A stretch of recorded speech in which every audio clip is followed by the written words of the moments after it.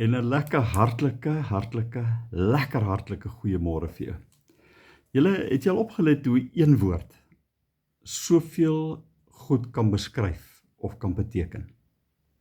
Vat nou maar die woordjie lekker. Jy kan sê, ek het nou lekker geëet. Jy kan sê, ek het nou lekker geskrik. Ek weet nie hoe skrik 'n mens lekker nie, maar ek het nou lekker geskrik. Of jy kan sê, ja, ek het nou lekker seer gekry. Hoe kry mens lekker seer? Ek kon dit nog nooit verstaan het nie. Maar jy kan daai woordjie gebruik oor en oor vir 'n hele paar goedjies. Die woordjie krisis, as jy hom in Japanees skryf, verteenwoordig hy 2 ander woorde. Eerste gedeelte beteken pas op, daar's gevaar. Die laaste gedeelte sê, hier's 'n geleentheid. Nou hier's nou wat ek nou vanmôre met jou wil deel. Hier's nou die ding wat ek wil hê jy moet snap vanmôre. Geloof is dieselfde.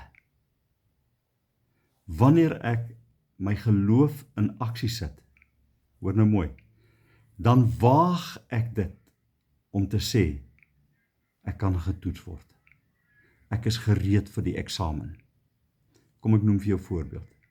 Ek bid, Here, verlos my van my vurige humeur.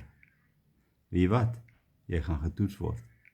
Dit gaan goed gebeur, waar jy normaalweg jou humeur sou verloor het. Wanneer jy bid, Here, verlos my van die of van daai of van dit, weet jy wat gaan gebeur? Dit gaan oor jou pad kom. Geloof is om te sê, ek gaan waag dat iemand my kan toets. Ek is reg vir die eksamen. Hoe lyk jou geloof? Here, maak ons geloof sterk. Maak ons geloof geslaagd in Jesus naam. Amen. Jy moet 'n baie lekker dag hê. Bye bye.